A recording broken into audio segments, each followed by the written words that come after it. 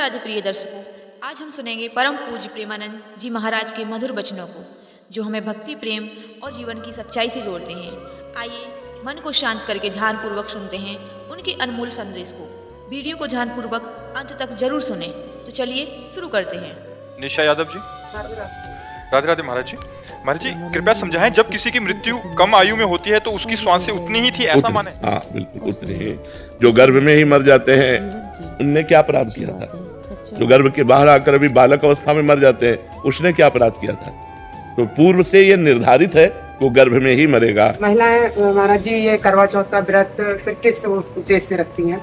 ये तो बहुत छोटे मोटे बातें हैं, ये गांव गली वाली बातें। ये अनुष्ठान किसी की मृत्यु को थोड़ी बचा सकते हैं। करवा चौथ किसी की मृत्यु को बचा लेगी? आयु जब पूर्ण होती है तो देखो, गंगा जी अपने हाथ से अपने पुत्र को लेकर के गंगा में फेंक देती थी जिंदा। लोग तो मरा फेंकते हैं गंगा जी में, वो जिंदा फेंक देती थी गंगा जी। 7 पुत्र पैदा होते ही गंगा जी में फेंक देती। क्यों? क्योंकि उनकी आयु इतनी थी। उनको पता था वो अष्टवसु में 7 जो थे उनको जन्म लेते ही मुक्त करना था। तो उन्होंने कह दिया था शांतनु से कि आप प्रश्न नहीं करोगे हमसे। उठाया और जिंदा गंगा जी में फेंक दिया। वो मरे और वसुरूप को प्राप्त हो गए। लेकिन 8वें में रोक दिया तो वही भीष्म पितामह जी के रूप में। तो हमारी मृत्यु लोक में अगर हमारा है कि गर्भ से 10 दिन निकलने के बाद मरना है तो 11वां दिन हम नहीं देखेंगे, 10वें दिन ही मर जाएंगे। इसमें हमें शोक नहीं करना चाहिए। ये तो बिल्कुल पक्का समझो। जो विधना ने लिख दिया 6ठे राव के अंक, राय घटे न तिल बढ़े रहुरे जीव निशंक। जितना लिखा है उतना ही जिएंगे, इसके आगे नहीं। महाराज जी जैसे हम महिलाएं जो व्रत रखती हैं पुत्रों के लिए या पति के लिए, उसके बाद भी ये बहुत छोटा सा सपोर्ट है। जैसे हमारी आयु 10 वर्ष है, अब हमको कोई विघ्न छोटा मोटा आने वाला है, माँ व्रत कर रही तो उसका जुकाम ठीक हो जाएगा, उसको बुखार नहीं, उसको चबेटा नहीं लगेगा, उसको चोट नहीं लगेगी। मृत्यु का निश्चित टाइम होता है, उसे रोका नहीं जा सकता। हाँ, अब जैसे मृत्यु योग लग रहा है, अभी मृत्यु नहीं है तो मृत्युंजय जप करो कट जाएगा। मृत्यु योग लग रहा है लेकिन मृत्यु नहीं है तो वो बच जाएगा। अगर मृत्यु है तो मृत्युंजय जप भी उसे नहीं काट सकता। नहीं, कोई बचा के देख ले। योग लग रहा है, पाप कर्म इतना उसका प्रभावशाली हो रहा है कि वो मृत्यु योग जैसा दंड देगा। तो मृत्युंजय जब किया योग कट गया। आयु नहीं, आयु अगर समाप्त हो गई है तो फिर समाप्त ही हो गई है, फिर उसे नहीं बढ़ाया जा सकता। नहीं, भगवान राम जी अपने पिता दशरथ जी को जीवित कर लेते और माता कौशल्या वैधव्य ना होती। विचार करो, यहां जो जन्मा राइट टाइम जब आया उसको यहां से जाना पड़ेगा। बिल्कुल कोई भी व्रत नियम संयम उसे नहीं रोक सकता।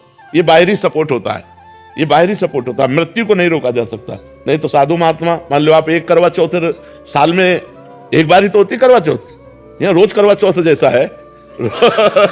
रोज उपासना है, रोज व्रत है, रोज नियम है, लेकिन मरते हैं ना संत महात्मा भी जो रात दिन भजन करते हैं, वो राइट टाइम मरते हैं कि नहीं? कोई जवानी में मर गया, कोई बुढ़ापा में मर गया, पर अभी इस जन्म में भगवान के पास जाना, इसलिए हमें कोई शोक नहीं है। समझ पा रहे आप? वैभव ठाकुर जी। श्री राधे राधे। राधे राधे महाराज जी। महाराज जी, कई प्रियजन और कई बुजुर्गों को भी ये कहते हुए सुना है कि जिंदगी बड़ी मुश्किल से मिलती है। यारो, जो भोग सकते हो भोगो, एंजॉय करो। नहीं नहीं, ये नहीं। हम ये जरूर इस बात पे हाँ कहते हैं कि जिंदगी बड़ी कीमती है, जिंदगी बड़ी मुश्किल से मिलती है। दुर्लभो मानुषो देहो देही नाम क्षण भंगुरा तत्रापि दुर्लभम मन्येत वैकुंठ प्रिय दर्शनम। बात आप समझो, जिंदगी बहुत कीमती है यार। इसे गंदे कामों में नहीं, इसे अच्छे कामों में लगाओ। इससे भगवान की प्राप्ति कराओ, भगवान के प्रिय प्रेम को प्राप्त करो। ये जिंदगी का लाभ है। बुजुर्ग कहते हैं भोग भोगो, आनंद लो। बुजुर्ग भक्ति भी कर लो बट एंजॉय भी करो। हमें तो आज तक नहीं समझ में आता कि एंजॉय है कहाँ। हम तो खोल के ऑपरेशन करके बात बताते हैं। एंजॉय है कहाँ? कहाँ एंजॉय हमें बताओ। जो चीज खाओ 6 घंटा में शौच बन जाती है ना। मनुष्य को सबसे ज्यादा प्रिय वस्तु क्या लगती है? रुपया इसलिए प्रिय लगता है कि हमें सामग्री मिलती है। सामग्रियों में खान पान सबसे प्रिय, पहनने ओढ़ने को मिले, और भोगों में स्त्री भोग या पुरुष भोग। खुली बात है। इसके अलावा हमें बताओ और क्या चाहिए? इसके अलावा क्या चाहिए? मान प्रतिष्ठा, रुपया, पैसा, ये सब इसी के लिए है। अंदर 2 बातें चल, अच्छा खाने को मिले और मनमानी भोगने को मिले, बस यही चाहिए ना। मरने के बाद इनमें से क्या बचा? फाइनल में हमें बताओ। जो गृहस्थ में, आप लोग तो गृहस्थ हैं, आपने भोगा, आपके पास क्या है अनुभूति? फिर वही भोगने की इच्छा है ना। कोई ये कह सकता है कि मैं भोग करके तृप्त हो गया हूं और मेरी कोई इच्छा नहीं। ये बात वही कह सकता है जो भजन कर रहा है। अच्छा, भोग स्थान कहाँ है? मलमूत्र के द्वार है, जिनको छू लो तो रज लगा के, साबुन लगा के हाथ धोना पड़े। वहां कहाँ क्या एंजॉय करोगे? कहाँ एंजॉय करोगे? शराब पिए नालियों में पड़े रहते हैं, एंजॉय है? एक दूसरे की हत्या कर रहे हैं, एंजॉय है? क्या एंजॉय? हमें बताओ ना, एंजॉय कहाँ कर सकते हो? क्या एंजॉय है? क्या आनंद प्राप्त हुआ? आप लोग तो संसार में हैं, भोग रहे हैं, क्या आनंद प्राप्त हुआ? वो आनंद पूछो तो हर समय हम कई बार बताया कि हमारे हृदय में इतना आनंद रहता है, जैसे किसी नए लड़के का नई लड़की से ब्याह तय हो जाए तो उसको कितनी खुशी होती है, ऐसे हजारों गुना लाखों गुना आनंद हमें हर समय बना रहता है। अरे भगवान की शरण में एंजॉय है कि ऐसे एंजॉय है?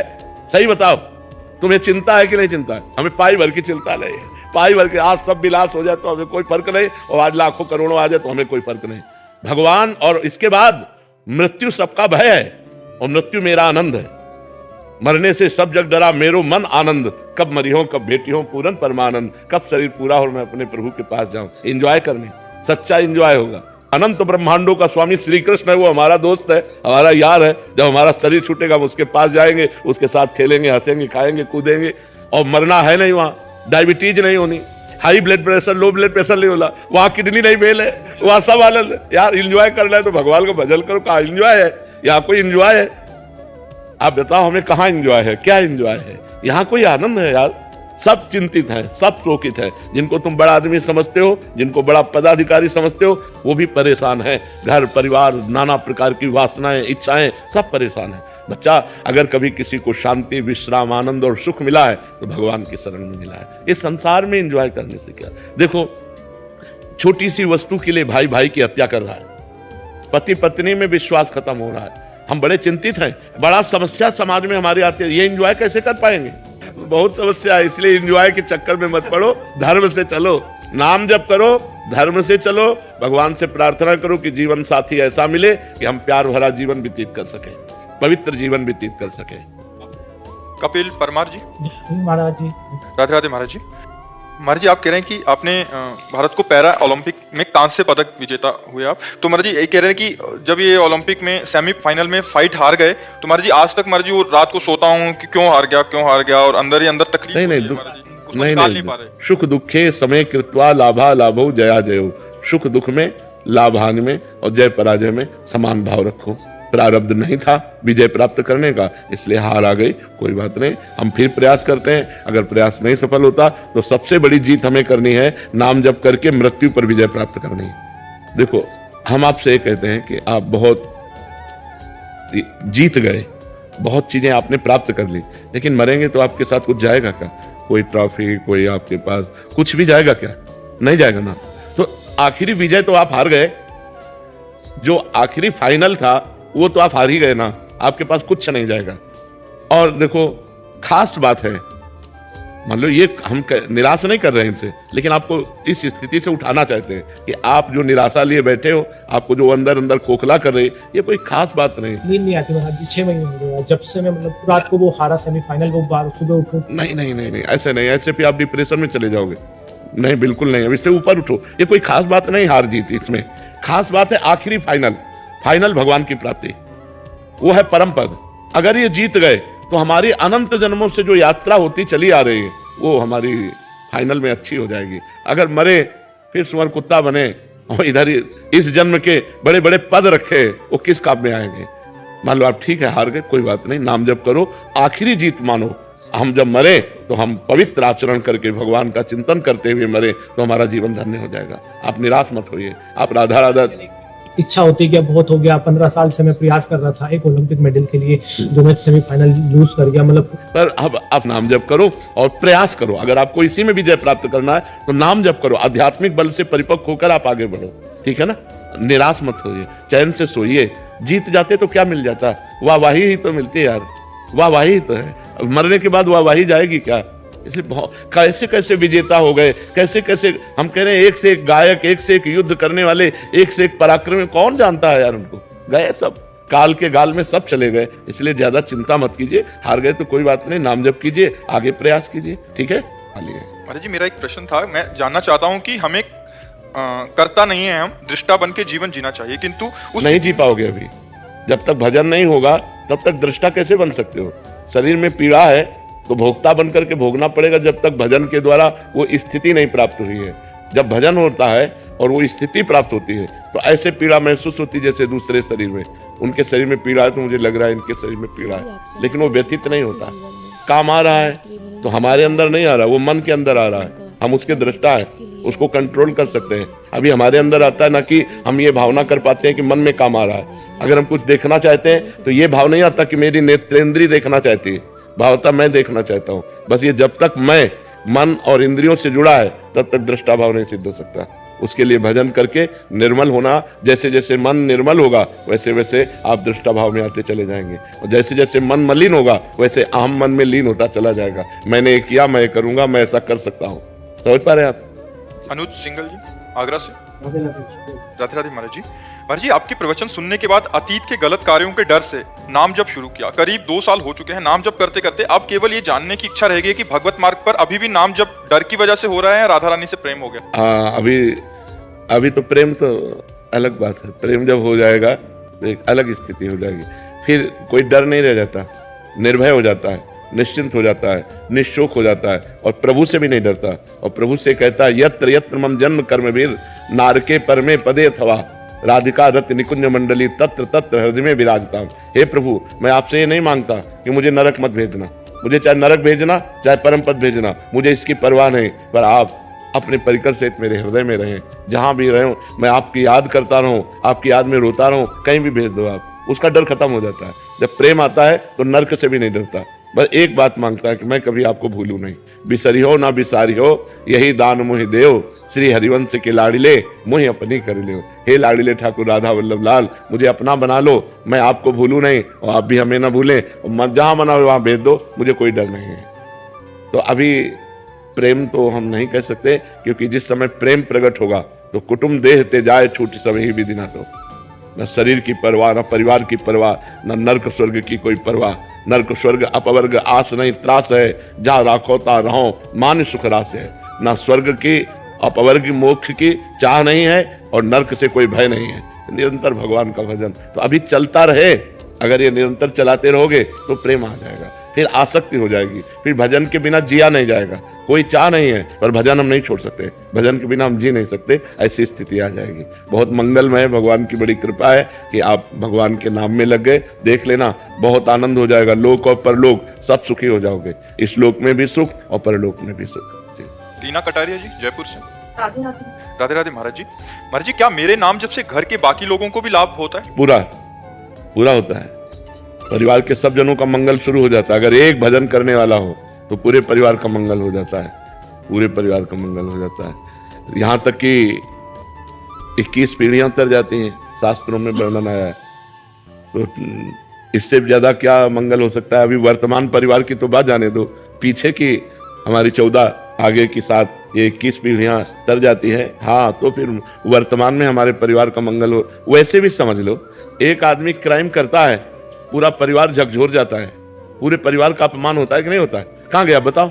वो आदमी कहाँ गया? तुम उसके चाचा लगते हो, तुम्हें तो पता होगा ना, तुम उसके जीजा लगते हो, तुम उसके मतलब हर संबंधी हर जगह वहां पुलिस जाएगी और वहां जाकर के जांच करेगी, परेशानी पैदा करेगी। एक आदमी ने क्राइम किया, पूरा परिवार दुखी होता है, पूरा मोहल्ला दुखी होता है, पूरे रिश्ते नातेदार दुखी होते हैं। ऐसे ही अगर हम सही चलते हैं तो हमारे गांव वाले भी सुखी होते हैं। तो अगर हम एक धर्म से चले तो हमारा गांव सुखी, हमारा मोहल्ला सुखी, हमारा परिवार सुखी, उसके ऊपर प्रभाव पड़ता है। और एक आदमी अगर गलत चले तो पूरा गांव दुखी हो जाता है, पूरा मोहल्ला दुखी हो जाता है, पूरा परिवार दुखी हो जाता है, रिश्ते नातेदार दुखी हो जाते हैं। ऐसे हमारे भजन का प्रभाव पूरे परिवार पर पड़ता है। अमन शर्मा जी।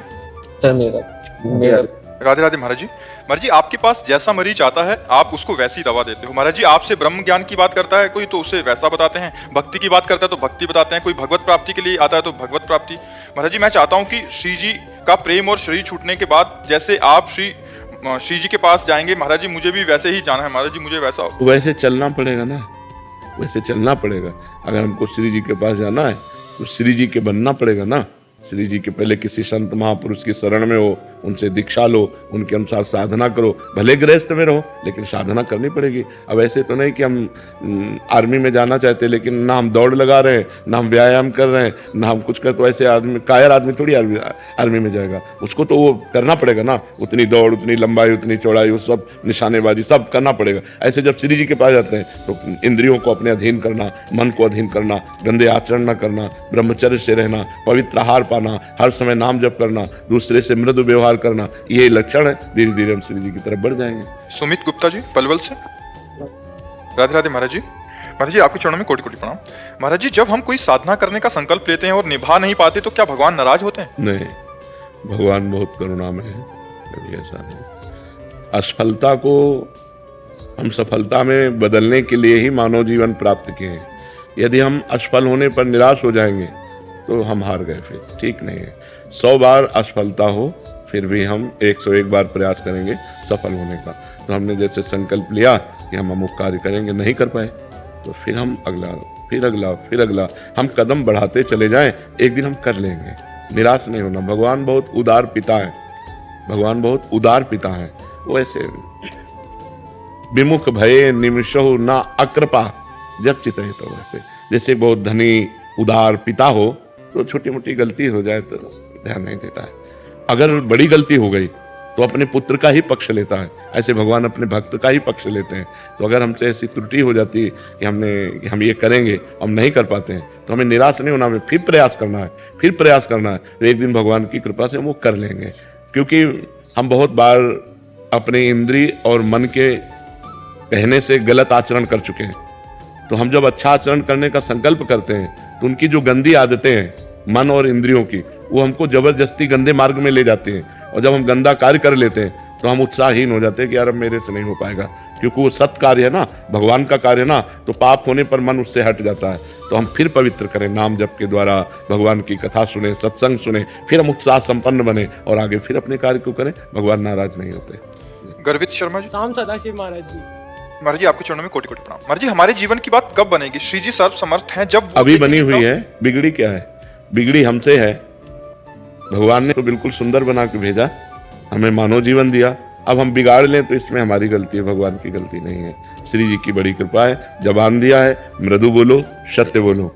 आंख दिया है, अच्छा देखो, सब में भगवान को देखो। हाथ दिया है, दूसरों को परोपकार करो, माता पिता की सेवा करो, खूब धर्म पूर्वक धन कमाओ, पढ़ो लिखो, उन्नति करो। भगवान ने क्या कमी रखी है? हमको परेशानी क्या है? शिकायत क्या है भगवान से?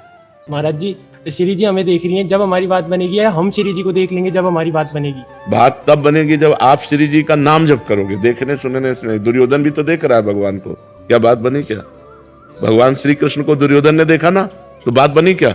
मारा गया। बात बनेगी भगवान का नाम जप करने से। डट के नाम जप करें और श्री जी न्याय लेने, तो आपको श्री जी की प्राप्ति हो जाएगी। आप लेके चलोगे? पक्का, गारंटी। प्रॉमिस। तो तुम राधा राधा नाम जप करो, ठीक है? हाँ, जब नाम जप करते हैं तो नाम हमारा नौका बन जाता है और वही हमको बहुत समुद्र से पार कर देता है। हमें चिंता नहीं करनी। कलयुग केवल नाम आधारा, सुमिर सुमिर नर उतरे तारा। आप बिल्कुल चिंता मत। महाराज जी आई लव यू। अब हम अंग्रेजी तो बोलेंगे नहीं, हम यही कहते हैं कि हम सबको प्यार करते हैं, लेकिन हमारा जो प्यार है वो आपके प्यार से अलग प्यार है। हम आपके शरीर से प्यार नहीं करते, हम आपसे कुछ चाह करके प्यार नहीं करते। हम आपको देने के लिए प्यार करते हैं, आपको सुख मिले, आपको भगवत प्राप्ति हो, आप स्वस्थ रहे, आप निरंतर भगवान का भजन करें, अच्छे आचरण वाले बने, तो हम आपसे प्यार करते हैं। ठीक है ना? नितेश पाल जी बरेली से। राधे राधे महाराज जी। राधे राधे महाराज जी। महाराज जी आप अपने जीवन में आध्यात्मिक और संसारिक लक्ष्य को एक साथ कैसे प्राप्त किया जा सकता है? किया जा सकता है। जैसे हम हर फावड़े पे राम राम राधा राधा जपे, क्या हमें फर्क पड़ेगा? हम व्यापार कर रहे हैं, ग्राहक आया, उसमें भगवान का भाव किया और व्यापार का कार्य करने, फिर राधा राधा राधा, कोई परेशानी नहीं। अगर हम पराई स्त्री की तरफ गंदी दृष्टि से देखेंगे, पराये धन की बेईमानी करेंगे और हम गंदे भोजन पाएंगे तो हमारी दुर्गति हो जाएगी। जैसे शराब पीना, मांस खाना, गंदे आचरण, ये फिर हमारी दुर्गति हो जाएगी। यदि हम पवित्र भोजन पाते हैं, धर्म पूर्वक धन कमाते हैं, भगवान का नाम जप करते हैं, दूसरों को उपकार करते हैं, तो गृहस्थी में रहते हुए भी अध्यात्म की पूर्ति हो जाएगी। कोई परेशानी नहीं है। नहीं? हाँ, कोई नशा मत करो, गंदा भोजन मत करो। हाँ बिल्कुल। और नाम जप करो। नाम जप करते हो यार, काउंटर रखा करो, उससे ज्यादा बनता है। प्रारंभ में उससे हो कि आज हमने 50,000 किए तो कल हम 60,000 करें, हम 65,000, उसमें एक मतलब लगन लगती है। तो हमें लगता है नए साधक को एक काउंटर है, माला है, इनका प्रयोग करना चाहिए। कान्यकुब्ज नगर कन्नौज में एक ब्राह्मण रहता था, उसका नाम था अजामिल। वो वैश्या के प्रसंग को देख करके बड़ा आसक्त चित्त होकर वैश्यागामी और पूरा का पूरा दूषित सदाचार नष्ट हो चुका था। वो इतना नीच हो गया था कि रात दिन वैश्या का सहवास करता, उसी के पास रहता, उसको रिझाने के लिए बटोहियों को लूटता, उनकी हिंसा कर देता, जुआ खेलता, धोखाधड़ी से धन ला करके वैश्या को संतुष्ट करता। निंदनीय वृत्ति का आश्रय लेकर वो अपने कुटुंब का भरण पोषण करता और बहुत से प्राणियों की हिंसा कर चुका था, बहुत से प्राणियों को लूट चुका था, वो बहुत से प्राणियों का पाप कर्म एकत्रित कर चुका था। अब वो उसी वैश्या के साथ जो बच्चे पैदा हुए, उन्हीं के दुलार लालन पालन में समय उसका नष्ट हो गया। बहुत बड़ा आयु का लंबा भाग व्यतीत हो गया। 88 वर्ष की उसकी अवस्था अब आ गई। उसने वैश्या से 10 पुत्र उत्पन्न किए थे। सबसे छोटे का नाम नारायण रखा था। ये स्वयं नहीं रखा था, जब भगवान अहेतुकी कृपालु है, अहेतुकी कृपा करते हैं तो साधु समागम होता है। भक्तमाल जी में इनका चरित्र है। एक बार एक भगवत प्रेमी महात्माओं की साधु मंडली आई, तो भ्रमण करते थे साधुजन, तो उधर कन्नौज होते हुए निकले। तो उसी नगर में पूछा, भाई कोई पवित्र ब्राह्मण हो जिसके यहां भिक्षा ले सके, कोई एकांतिक बगीचा हो। तो विनोद करने वाले, उपहास करने वाले गांव में भी लोग होते हैं। उनका बहुत सबसे ज्यादा पवित्र अजामिल ब्राह्मण है और बगीचा भी बहुत जोर का है, और था जोर का बगीचा क्योंकि वैश्या का था उपवन। संत महात्मा विश्वास ही परम धन होता है। वो विश्वास करके गए, बगीचे में ठाकुर जी के लिए जल छिड़का और आसन लगाया और आरती पूजा शुरू। और उधर अजामिल जो है 2-4 पशुओं की हिंसा करके उनको लेके आ रहा था। बगीचे में गया, देखा साधु महात्मा तो वैसा तो नहीं कि वो ये ना जानता हो कि साधु महात्मा क्या होते हैं। पशुओं को दूर फेंका जो मृगादि मार कर लाया था, और गया साष्टांग दंडवत किया और रो पड़ा, भगवान आज पता नहीं मुझ नीच अधम का कौन सा सौभाग्य उदय हुआ कि आप भगवत प्रेमी महात्माओं का सानिध्य। प्रभु मैं तो बहुत नीच हूं, आप यहां कैसे आ गए? तो उनका गांव के लोगों ने बताया कि उत्तम ब्राह्मण है। तो बोले, प्रभु देख ही रहे हो आप हम कैसे उत्तम हैं। वैश्या के संग रहते हैं, हिंसादि चोरी लूटपाट से अपना पेट पालते हैं। प्रभु मेरी दुर्गति हो गई। तो उनका अब तो कोई साधन बन नहीं सकता, अब हम तुम्हारे भाग्य की रेखा देख रहे हैं, एक पुत्र और होगा, उसका नाम नारायण रख देना। और संतों ने अपना आसन उठाया और अपवित्र स्थान में भगवान का भोग बनाना, भगवान का भोग लगाना हो नहीं सकता, वहां से चल पड़े। कुछ समय बाद जो 10वां पुत्र हुआ उसका नारायण नाम रखा। सबसे छोटे का नाम नारायण था। अजामिल का बहुत प्यार स्वाभाविक नारायण पर था। अब वो अपने इस बालक पर 88 वर्ष का वृद्ध अजामिल बड़ा मोह, और मोह क्या मतलब पूरी श्रद्धा के संतों ने कहा है नारायण नाम रखना, तो इसलिए बहुत प्यार करता है। संपूर्ण हृदय अपने बच्चे को दे दिया, नारायण बच्चे को। अब वो बच्चा तोतली बाली, बाल सुलभ खेल, अजामिल आसक्त हो गया। अजामिल उसी के साथ खाता पीता, उसी के साथ समय ज्यादा व्यतीत करता। अब जिसको पता नहीं होता, असावधान व्यक्ति के ऊपर मृत्यु का प्रहार होता है। मृत्यु सिर पर आ पहुंची। मूर्ख और बूढ़ा अजामिल, मृत्यु का समय जब आया तो थोड़ी दूर पर बालक खेल रहा था, बोलने की हिम्मत थी तो एक आवाज बोली, नारायण। अपने बच्चे को बुलाया। अजामिल ने देखा भयंकर यमदूत, हाथ में फांसी और टेढ़े टेढ़े भयंकर मुंह, दांत और रोए। सोच लघु शंका देख के निकल जाती, देख के ऐसे है यमदूत, ऐसे थोड़ी यमदूत है। देख के लघु शंका और सोच छूट जाती है मरने वाले की। व्याकुल होकर ऊंचे स्वर से पुकारा, नारायण। बलिहार, संतों की बलिहार। ये ऐसी अंतिम बात बन गई, अंतिम बात बन गई। ज्यों ही नारायण पुकारा कि दिव्य चतुर्भुज भगवान नारायण के पार्षद दो उपस्थित हो गए। झटपट आकर यमदूतों की फांसी काटी। अजामिल के सूक्ष्म शरीर को अभी वो खींच ही ना शुरू ही किया था, भगवान के दूतों ने, श्री हरि दूतों ने बलपूर्वक उन्हें डांट कर रेप और यमपास काट दी। यमदूतों ने कहा, भगवान यमराज के इस धर्म विधान का निषेध करने वाले तुम कौन हो सकते हो? भगवान धर्मराज की आज्ञा का उल्लंघन कर दे त्रिभुवन में ऐसा कोई नहीं। कौन हो आप? किसके दूत हो? कहां से आए हो? तुम क्यों रोक रहे हो इस महापापी को नरक ले जाने से? देखने में तो तुम देवता जैसे सिद्ध श्रेष्ठ दिखाई दे रहे हो। हम देख रहे हैं कि तुम्हारे कमल के समान नेत्र हैं, तुम पीले पीले रेशमी वस्त्र धारण किए, सिर पर मुकुट, कानों में कुंडल, गले में कमल हार, सबकी नवीन अवस्था, चार चार भुजाएं, सभी के कर कमलों में धनुष, तरकस, तलवार, गदा, शंख, चक्र, कमल आदि सुशोभित। तुम लोगों की अंग कांति से दिशाओं का अंधकार दूर हो रहा है। हम धर्मराज के सेवक हैं, हमें तुम लोग क्यों रोक रहे हो?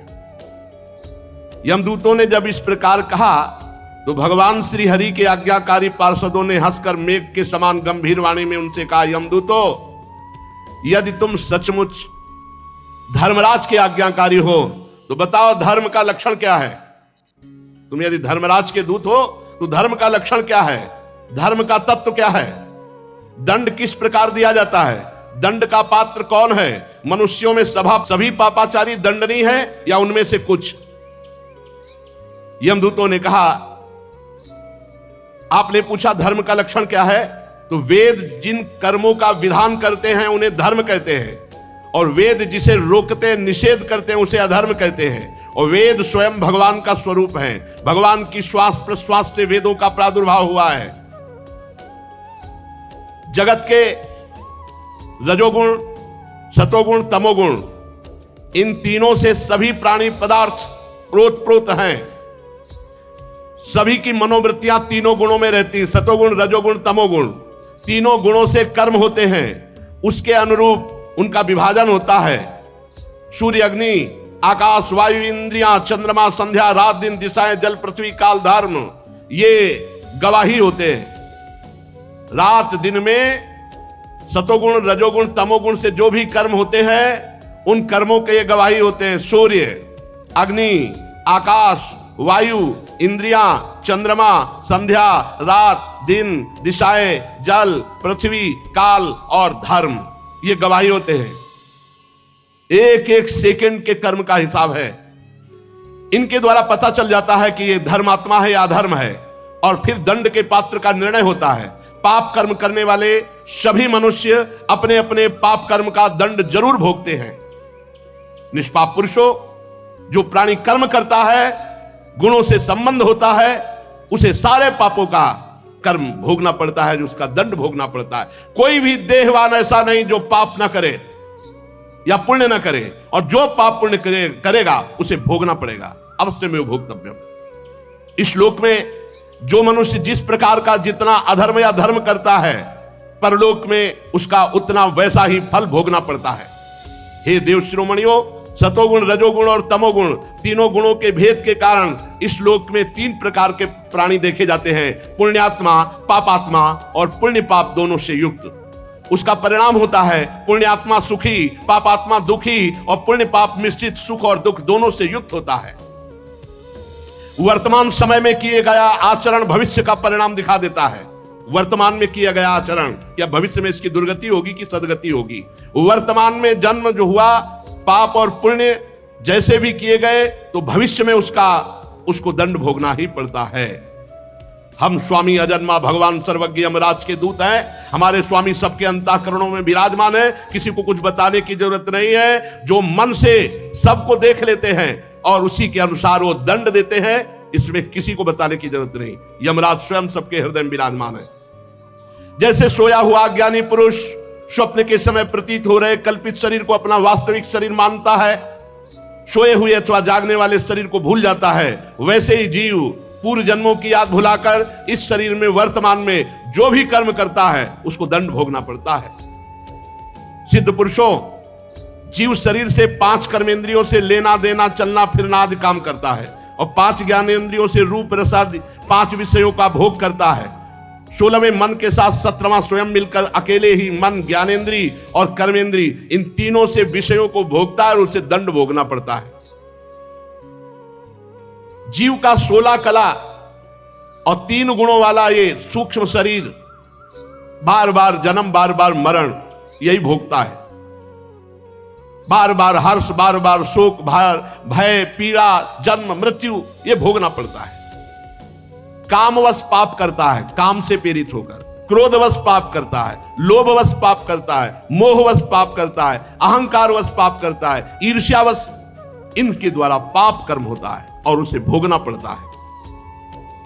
जैसे रेशम का कीड़ा अपने ही जाल में फंस करके मारा जाता है, वो अगर रेशम का जाल ना निकाले तो ना मारा जाए, ऐसे ही कर्म के जाल में फंस करके ये मनुष्य मरता है, ये मोह का शिकार बनता है। कोई शरीरधारी जीव एक क्षण भी कर्म किए बिना नहीं रह सकता। प्रत्येक प्राणी से स्वाभाविक माया विवश करके कर्म कराती है। जीव को पूर्व जन्मों के पाप पुण्य संस्कारों के अनुसार ये शरीर प्राप्त होता है, स्थूल शरीर, सूक्ष्म शरीर। उसी के अनुसार उसकी वासनाएं होती हैं, उसी के अनुसार उसकी क्रियाएं होती हैं और उसी के अनुसार उसको भोगना होता है। देव शिरोमणियों, आप जानते हो अजामिल बड़ा पापी है वर्तमान में।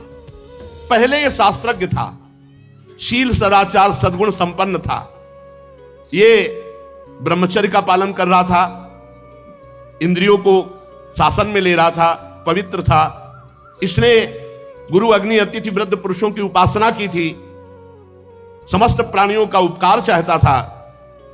पर एक दिन ये अपने ब्राह्मण पिता के आदेशानुसार वन में गया और वहां से फल फूल समिधा कुछ लेकर लौट रहा था। लौटते समय देखा कि एक भ्रष्ट वैश्या किसी कामी पुरुष से निर्लज्जता पूर्वक विहार कर रहा है। वैश्या ने भी शराब पी रखी थी, वो भी मतवाली हो रही थी। पुरुष के साथ ऐसे देख करके अजामिल का मन चंचल हो गया।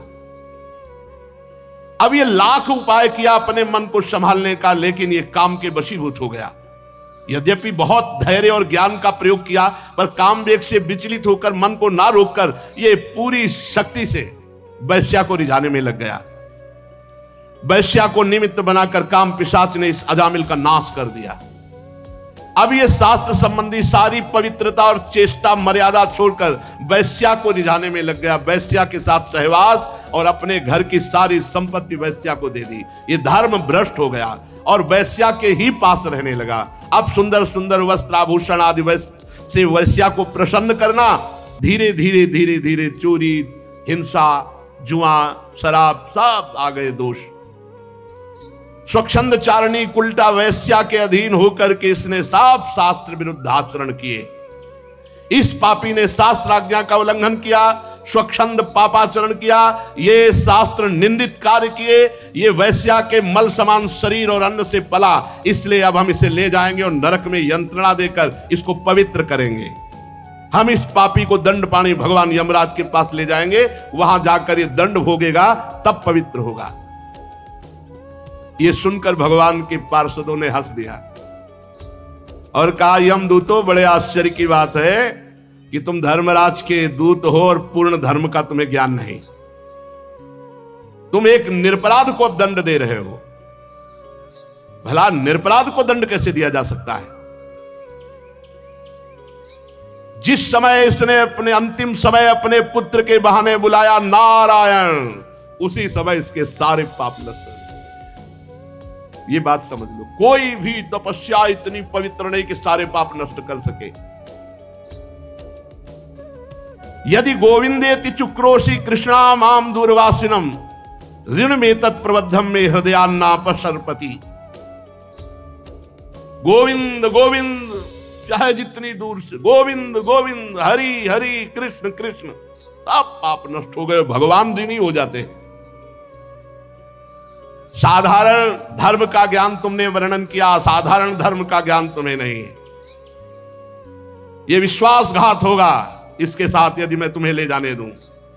यमदूतों, एक जन्म का नहीं, बस यही यही सब शास्त्रों की कृपा से बात आई, तभी हमारे हर प्रश्न का उत्तर नाम होता है, हर प्रश्न का उत्तर। अयम ही कृत निर्वेशो जन्म कोट्यं हंसमामपि यद व्याजहार विवशो नाम स्वस्तयनम हरे। इसने मेरे हरि का नाम जब उच्चारण किया तो इस जन्म के नहीं, करोड़ करोड़ जन्मों के पापों का प्रायश्चित हो गया। अब यह भगवान के परम पद को प्राप्त होगा, 1 रुपया नहीं लगता। तुम स्नान किए हो कि नहीं किए हो यह भी प्रश्न नहीं है। अपवित्र पवित्रो वा सर्वावस्थांगतो विवाह यह स्मरेत पुंडरीकाक्षम सवायाभ्यंतरा शुचि। हरि हरि कृष्ण कृष्ण राधा राधा राधा, हो गया, सब पापों का प्रायश्चित हो गया। अयम ही कृत निर्वेशो जन्म कोट्यंग सामपि, करोड़ों जन्मों के पापों का इसने प्रायश्चित कर लिया जिस समय इसने हमारे स्वामी नारायण का नाम पुकारा। एते नैव भृगोनोष्य कृतम स्याद घनिष्कृतम यदा नारायणायेति जगाद चतुरक्षरम। जिस समय 4 अक्षर पुकारा नारायण, उसी समय ये पूर्ण निष्पाप हो गया, पूर्ण निष्पाप हो गया, समस्त पापों का प्रायश्चित कर लिया। ध्यान दो, भगवान के पार्षद बोले, स्तेनः शुरापो मित्र ध्रुव ब्रह्मः गुरुतल्पगः स्त्री राज पितृ गोहंता ये च पातकिनो परे सर्वेषामप्यघवता मिदमेव सुनिष्कृतम नाम व्याहरणम विष्णुर यतस्तद्विषयामतिः। चोर, शराबी, मित्रद्रोही, ब्रह्मघाती, गुरुपत्नीगामी, ऐसे लोगों का संगी, स्त्री, राजा, पिता, गौहत्या, चाहे जितना बड़ा पाप हो गया हो और भगवान की शरण में आकर ये उच्चारण कर दे हरि हरि हरि कृष्ण कृष्ण कृष्ण गोविंद गोविंद गोविंद, बस सब पापों का प्रायश्चित हो गया। अहम त्वं सर्व पापेभ्यो मोक्षयिष्यामि मा शुचः। अजामिल जी ने देखा कि यमदूत अंतर ध्यान हो गए, भगवान के दिव्य 2 पार्षद पार्श्व में विराजमान है। साष्टांग चरणों में दंडवत किया और कुछ कहना चाह रहा था। मानो अजामिल ये कहना चाह रहा था कि अभी तो हमने भगवान को नहीं पुकारा, पुत्र के बहाने नारायण नाम निकल गया, तो आप भगवत पार्षद का साक्षात्कार हुआ, यम के त्रास और फांस से बच गए। अगर हमें कुछ सेकंड ही समय मिले तो मैं भाव से भगवान का नाम तो पुकार लूं। उसी समय भगवान के पार्षद अंतर्धान हो गए। अजामिल सीधे वहां से कन्नौज से सीधे चला और हरिद्वार पहुंचा, और हरिद्वार में गंगा स्नान करके एकांत क्षेत्र में बैठकर भगवान के नाम का ध्यान किया। क्योंकि भगवत पार्षदों के दर्शन और संभाषण से संपूर्ण पाप नष्ट हो चुके थे, इसलिए बुद्धि पवित्र हो गई थी। तत्काल योग मार्ग में बुद्धि स्थित हुई और नामाकार वृत्ति हो गई। नामाकार वृत्ति बुद्धि को समस्त विषयों से पृथक करके नामाकार कर दिया, नाम में तन्मय कर दिया। जो ही नाम में बुद्धि तन्मय हुई, त्रिगुण का मल भस्म हो गया, सतोगुण रजोगुण तमोगुण नष्ट हो गया, बुद्धि त्रिगुणातीत। जो ही त्रिगुणातीत हुई उसी समय देखा कि 4 पार्षद आ गए। पहले 2 थे, अब 4 पार्षद भगवान के सामने, 2 परिचय वाले और 2 और। अजामिल साष्टांग दंडवत फिर किया। भगवान के पार्षदों ने कहा, तुम्हें परम पद की प्राप्ति हुई है, तुम नामाकार वृत्ति करना चाहते थे इसलिए तुम्हें समय दिया, चलो देखो ये भगवान का विमान आया है। वैकुंठाधिपति भगवान नारायण का विमान हाथ पकड़ करके अजामिल को विमान पे बैठाला और भगवान के परम धाम में अजामिल जाकर विराजमान। पुत्र के बहाने नारायण पुकारा तो परम धाम परम पद मिला।